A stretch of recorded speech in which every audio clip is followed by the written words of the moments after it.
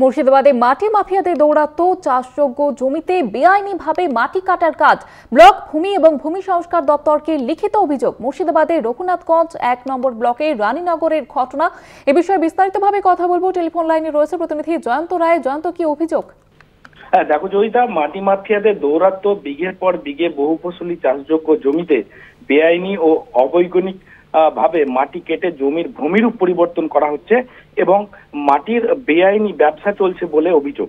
এই নিয়ে ব্লক ভূমি ও ভূমি সংস্কার দপ্তর সহ জঙ্গিপুর পুলিশ জেলার এসপি কে লিখিত অভিযোগ দায়ের করা হয়েছে।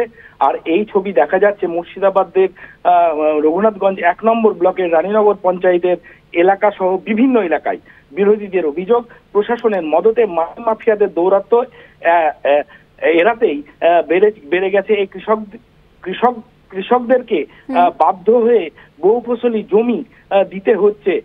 আর সেই জমির মাটি কেটে পুকুরের মতো গর্ত করে দেওয়া হচ্ছে। এর ফলে চাষযোগ্য জমির পরিমাণ কমে যাওয়ায় পাশাপাশি বাস্তুতন্ত্রের ভারসাম্য নষ্ট হচ্ছে বলে অভিযোগ। বিজেপির অভিযোগ, জমি মাফিয়াদের সঙ্গে ওতপ্রোতভাবে জড়িত রয়েছে এলাকার ইটভাটাগুলো। অত্যন্ত ঘনবসতিপূর্ণ এলাকা অবস্থিত এই ইটভাটাগুলো চলে যাচ্ছে মাটি, সেই মাটিগুলো চলে যাচ্ছে ট্রাক্টরের মাধ্যমে মাটি নিয়ে যাওয়ার ফলে ভেঙে যাচ্ছে রাস্তাও। এছাড়াও ঘনবসতিপূর্ণ এলাকায় অনেকগুলো ইটভাটা থাকায় ব্যাপক পরিবেশ দূষণ ঘটে চলেছে, এরকমটাই অভিযোগ, যদিও কোনো ব্যবস্থা গ্রহণ করেনি প্রশাসন। জয়িতা, ধন্যবাদ জানাবো জয়ন্ত। আমাদের সঙ্গে টেলিফোন লাইনে ছিলেন প্রতিনিধি জয়ন্ত রায়। ভাটা না লাগে ভাটা, এই যে এখানে তো ৮-১০টা ভাটা আছে, এইখান থেকে এগুলো মাটি কেটে সব ভাটাতে নিয়ে যাচ্ছে। ভাটা চলে এসেছে। আর এই মাটি কাটার জন্য তো ফসল টসল সব বন্ধ হয়ে যাবে।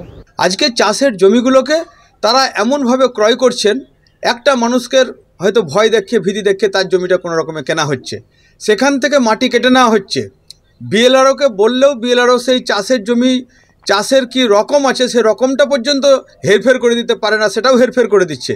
যে আশেপাশের যে জমিগুলো আছে সেই জমিগুলোকে তখন তারা ক্রয় করার জন্য বিভিন্ন রকমভাবে সেসব চাষের ওপর চাপ সৃষ্টি করছে। কাছে কোনো অভিযোগ আসলে আমরা বিএলআরও সাহেবের সাথে পরামর্শ করে যদি ইন্সপেকশন করতে হয় করছি, যদি এসডিও ম্যাডামের এন্ড থেকে আমাদের কাছে কোনো রিপোর্ট চাওয়া হয় আমরা ইন্সপেকশন করে দিচ্ছি।